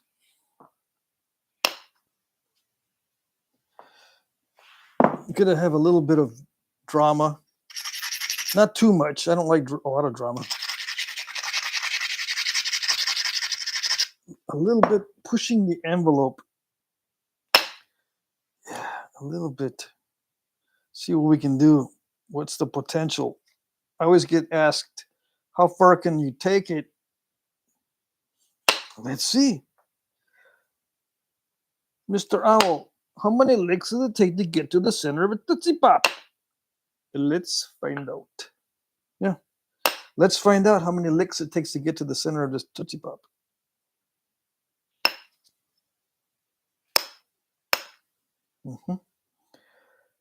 That's the only way you're going to know.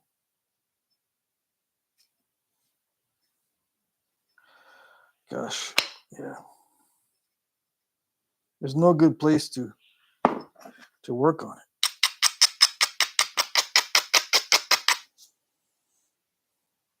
it. It all looks like it's going to be crunchy.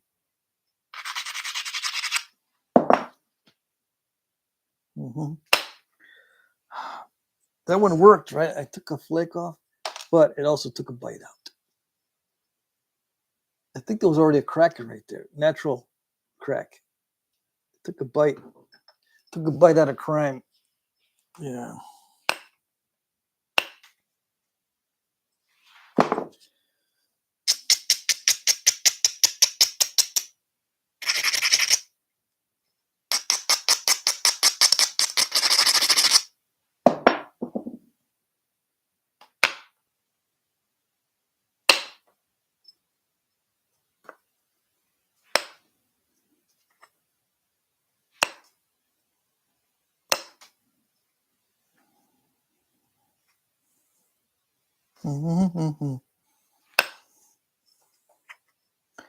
So who did I watch? What nappers did I watch when I first started napping that I gained the most information from? Or the ones that I followed the closest? I'm trying to think here if that's something worth sharing. Trying to think here.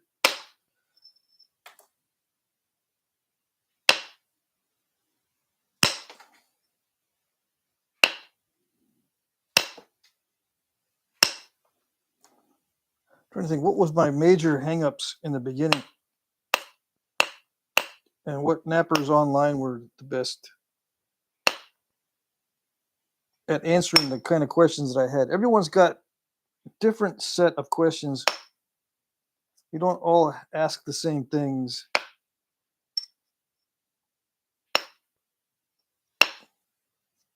Yeah, for me, the main thing was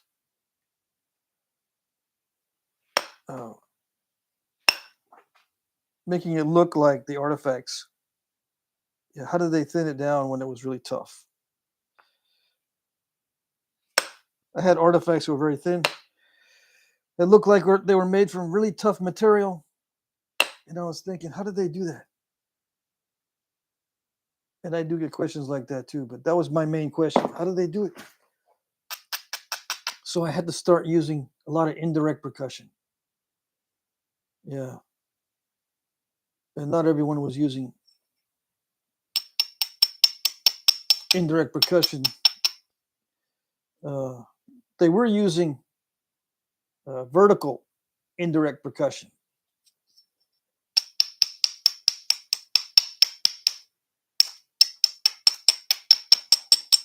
Where you have a punch and you hit the top of the punch, vertical.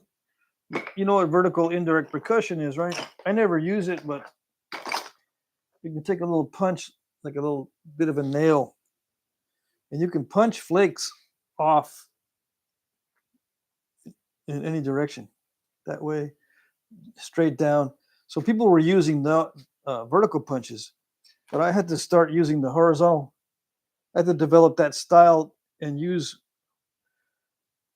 horizontal punches to get the kind of flakes that I wanted. I was not good at the billet strikes. I started watching the guys that were using rocker punches. And I started using a rocker punch until it broke.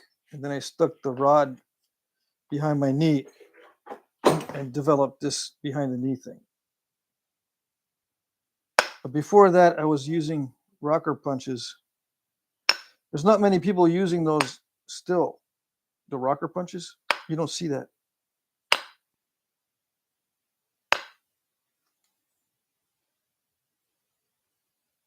It's become high tech now where it's a device that you put on top.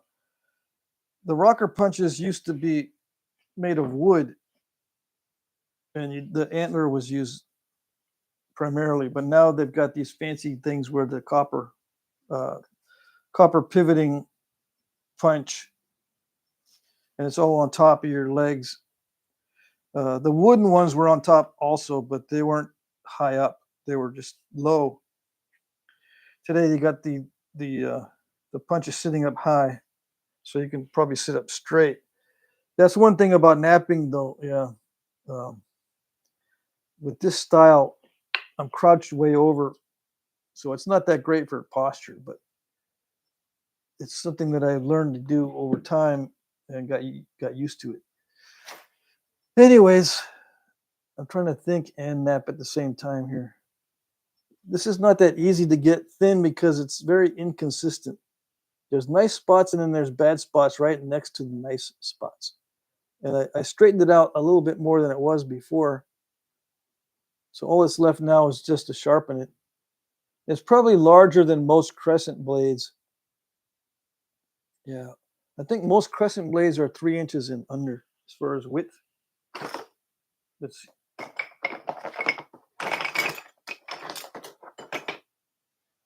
Where is it? Oh, there it is. This one is 4.5 inches long. Wow, can't see. Can you read that? Yeah, 4.5, a little over 4.5. Yes. Let's see, what do we got? What did I miss? Oh, Ferdo Joe is in the house. Bushy's in the house. Let's see. Ed Gould says, in a few minutes he'll say, yeah. Ralph says, I often wondered what plummet artifacts were used for. It seems like a lot of work for a net sinker or bolo stone. I've got 2 in my collection, and one is granite. Yeah, some of those plummets are very intricately ground down into that very specific shape. And it does seem like a waste to use one of those like as a net weight when you can just pick up something like this and use it as a net weight. You just wrap some string around it, and that's your net weight. Yeah, instead of that fancy plummet looking thing. They must have been used for something in particular, like a pendulum or something. Maybe even as a gambling instrument, where you put a design on the ground and then you hang that plummet from something and then you move it, and wherever it seems to land on, you bet on where it's going to land, and that's you win or whatever. I think there's a lot of stuff that has to do with gambling in games that we have no idea what they were, because all that information is lost. But I think some of that stuff could be game pieces, some kind of game, some kind of gambling games, or maybe even for telling the future. Divination was used quite a bit back in the past. So it could be that they hung it on a pendulum, and wherever the pendulum would end up, that's what the future holds or whatever. Because they were very fancy artifacts. Who knows? I don't know.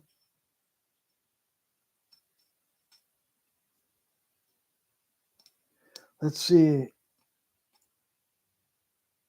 Bananoness. What is this? What is banoness? I loathe banoness. What does that mean? Let's see. Ed Gould says there's a lot of things that we'll never know how or why because we aren't there. Educated guesses is the way of archaeology. Yes, it is. I had an argument with Grok the other day about how much science fiction is within the archaeological community, and it didn't understand the question at first. I was trying to get it to give me a percentage of how much these archaeological studies have in just guesswork and conjecture, and compare that to science fiction, and it would give me an answer that um, that would be a textbook answer at first, like, well, archaeology is scientifically based and evidence based and all that kind of stuff. And I said, well, so is science fiction. Science fiction is evidence based. They guess and there's conjecture, but there's people who have a lot of background in science and research that also write science fiction. How much is fiction in the archaeological studies? And it turns out after a lot of a lot of conversation with Grok, which is AI, there's a similar amount of fiction, straight fiction in archaeological studies that is comparable to just straight science fiction. Okay. So what's the moral of that story? The moral is uh, there are a lot of people online that are very insistent that the studies are to be uh, taken as gospel, so to speak. And no, there's almost the same amount of science fiction within these studies as just regular straight science fiction. That's the moral. Jordan says, is it possible for flint and chert to get naturally heat treated from wildfires? Yes, but it's very unpredictable. Can you imagine? Just imagine setting a wildfire, put a bunch of your good stones out in the backyard, throw a bunch of dry tinder and stuff, and then light it on fire and see if it actually works. You're going to get some good ones and bad ones. But yeah, you can get heat treat from natural fires. Yep. It is possible. What did I miss? I miss a lot. Let's see. Scott Lauer says crescent blades were knives, sickles, saws, etc. I think we mostly see them over here in the UK as farming started. I see. Carl Ritchie, Crabtree, and Bordes. Yeah, old nappers for sure. Mike Mason, Ed, I have a weird idea that the truth is gone once it happens. Then it's just a objective perspective. Don't reinforce my goofy ideas. Edgar says he agrees.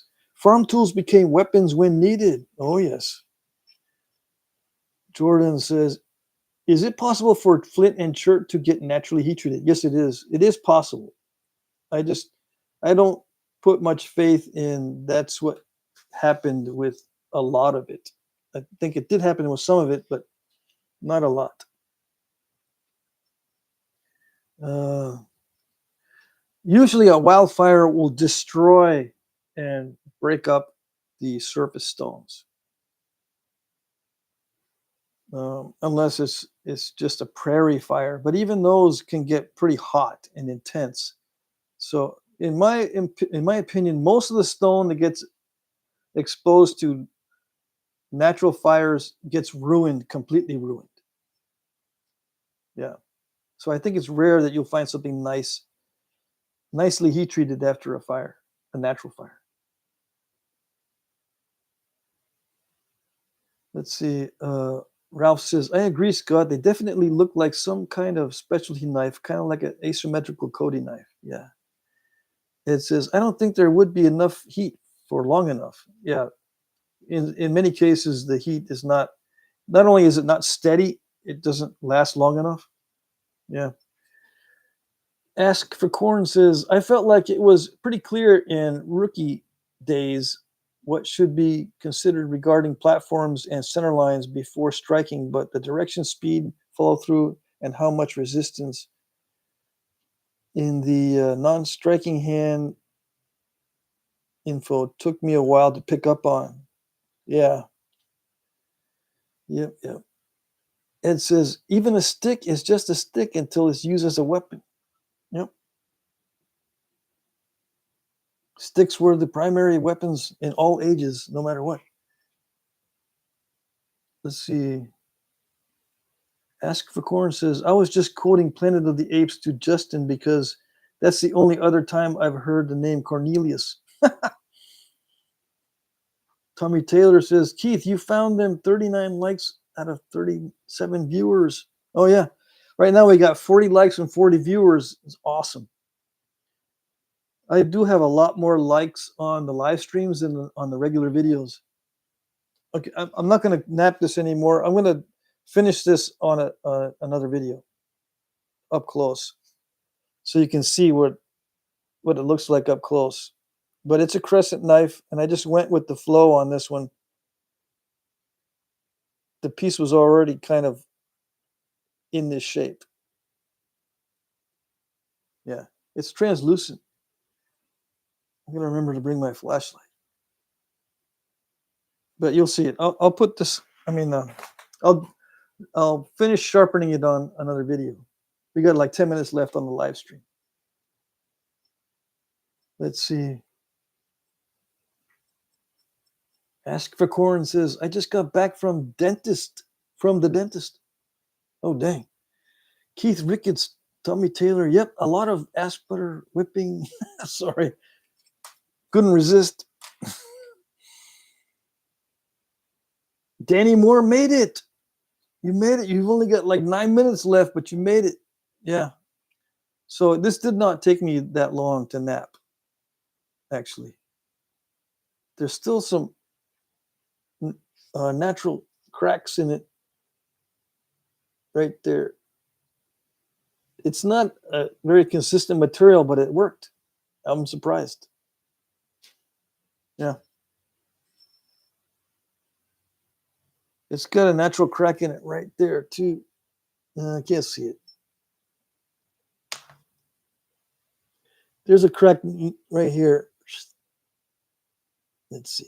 Move this way, finger down this way, like that. There's a crack right there. There, you can see that right there. So that's a bummer. But if I use it as a knife, you only need to sharpen this much on both sides. You don't need to sharpen that in the middle. Your finger goes there anyway. And then down below, you just wrap this with a piece of leather or something, so you don't cut yourself with this sharp edge. And then when that wears out, you can just flip it around. Right? That's what I would think.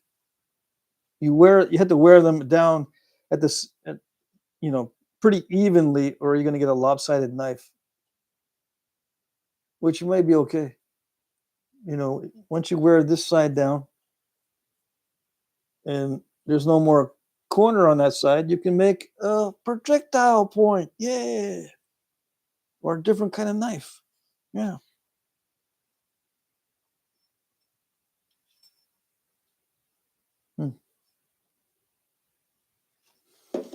Let's see. Ralph says he likes that blade. Awesome. I'm glad you like it.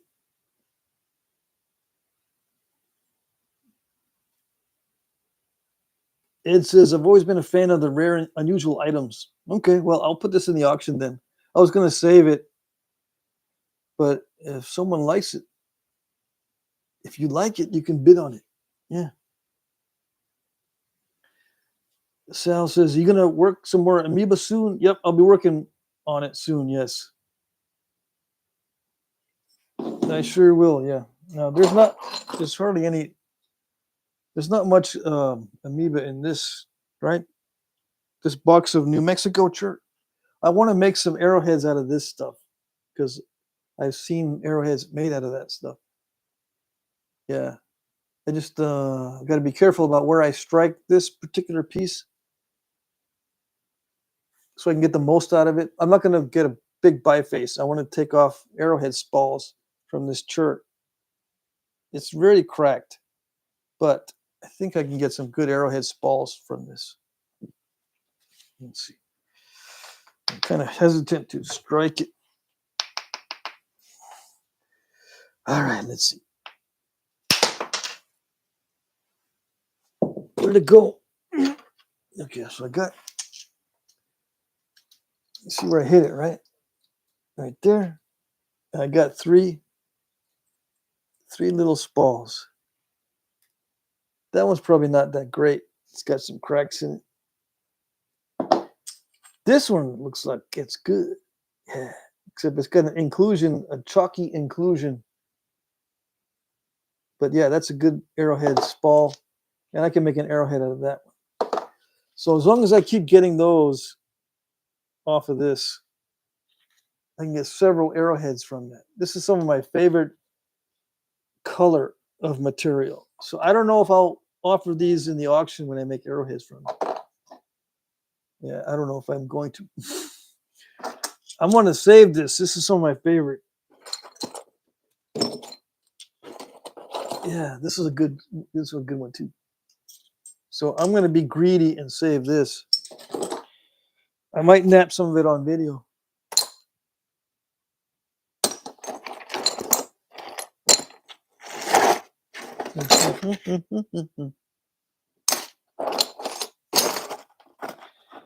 Oh, that's interesting. Wonder what, I can make a little core out of this and nap little blades. I get that question sometimes too. What are these little blades for when you knock off little blades from a core like this? I don't know. I really don't know what those little blades are for, those little microliths. Alan says, I'm sewing a coyote ruff. Sorry for the silence. Nah, don't worry. Sal says, the point I'm working on now is amoeba. Interesting. I have to check that out. Ask for Corn says, amen to the science fiction comment. I had a professor that told us about a time in a lecture that he spoke to a Lankodan Mayan guy about how he thought stone tools used to be made. I'm assuming that did not go well. Yeah. No, this is all New Mexico chert. New Mexico. All of this stuff I got in one box from Garrett. It's all New Mexico chert. And various other unmentionables. I don't know what this is. This is some kind of quartzite. I think I'll nap this on a regular video because it's very unusual. And you won't get the benefit of how weird it naps from this view. And I've got a lot more of this stuff. But this is all New Mexico stuff. And some of it is very low grade. It needs to be heat treated as far as nappability. I mean, it does nap, but trying to get this thin with long flakes is very difficult unless it's heated. I'm assuming it can be heated. If it can't, it's going to be one of those torture materials that I can't get much from. You know what I'm saying? This is really tough.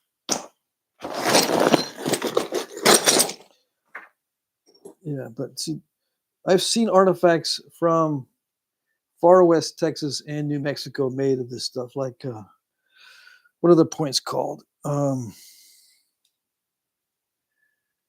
can't remember now. They're long and narrow. I can't remember the name. I don't remember the name.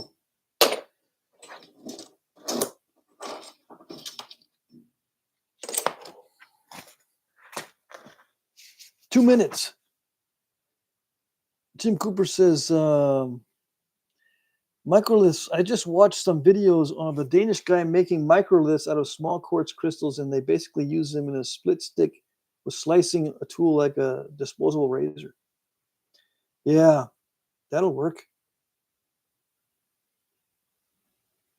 Let's see. I saw a book once that had a lot of weird items, says Ed Gould. Rare and unusual artifacts. Some I didn't agree with, but what do I know? Ralph says, yes, like the amoeba chert. He likes the amoeba chert. It has some weird shapes for challenges. Yes, yes. Ask for corn. I know. Or, let's see. Or Knife River, Coastal Plains, Georgia. Who's he? What's it? Rock. It says, better save it. I am out for a while. Jim Cooper says, microliths. I just watched some video. Okay. I read that one. Ask for corn. That stone looks like my cup of tea. I like that peanut butter medium glassy look. Yes, it is nice. It is peanut butter chert. Yeah. I want to nap this off camera just so I can nap in peace on some of this. It looks really nice. This one, it's got a central crack in it, so you can see patina on the inside of that crack means it was in there to begin with. So, but I can use those two pieces for sure. Yeah.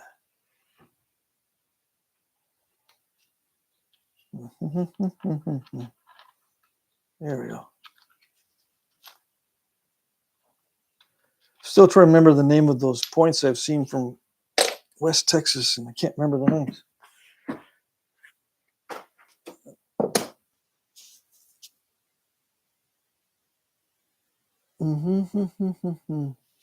Yeah, it's time to go. Live stream is over. The comments are slowing down, which is okay. Everybody say goodbye. I'm going to call it quits here. And the next live stream is Friday night. Today's Wednesday. Next live stream is Friday night from 8 p.m. to 10 p.m. Eastern.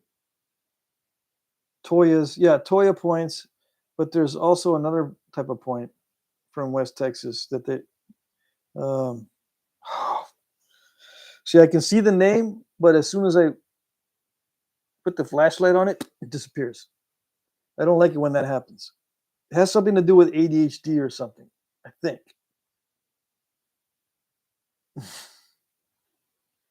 Let's see.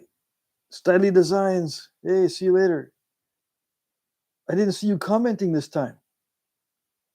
Everybody have a good weekend. No, good week. Yep. Starting with the H. No, it doesn't start with the H.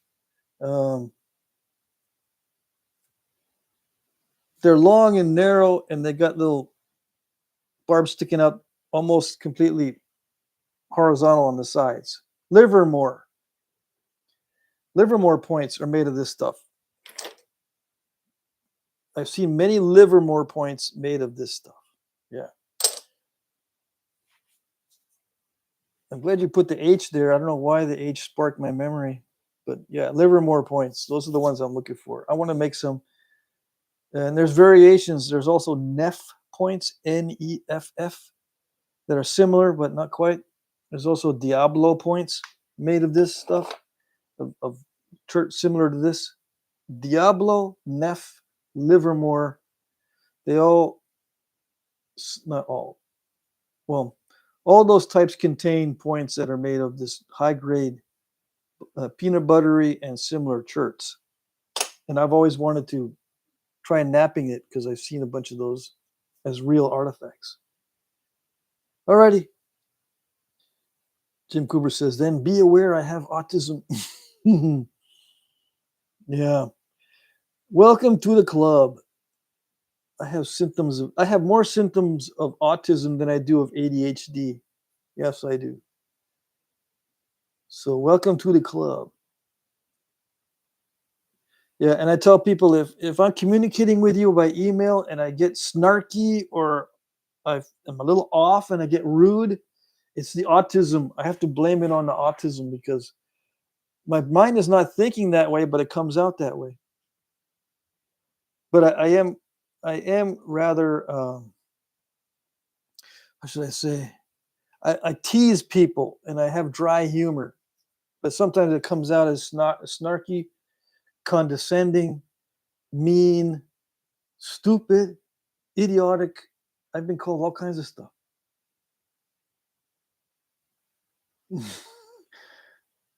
S for corn. We're all probably in the Asperger's line. Yeah, everybody here is probably ADHD, OCD, autistic, perfect. Yeah. Neurodivergent. All right, guys. I could stay on here longer because I don't really feel like going in the backyard and doing stuff. I got errands to run, but I got to go. I'll see you soon. Yeah, unfortunately, I won't be able to go to any nap-ins this spring. I don't know if you caught it from the beginning of this live stream, but right now I'm helping my daughter buy a new car, so that's all my savings, and I'll be able to go probably in the fall. Yeah, I'm going to plan to go to nap-ins in the fall. I hate going in the summer when it's really, really hot, but once it starts to cool down, September and that kind of thing, I think I'm going to nap-ins at that time. All right? So I'll see you on Friday, 8 p.m. Eastern. Yeah, I got to eat my lunch too. Hey, breakfast, but no lunch. All right, guys. Thank you for showing up. I enjoyed it. And I'm glad I was able to get something out of this piece. I'm actually surprised. All right. We'll see you next time. Bye-bye.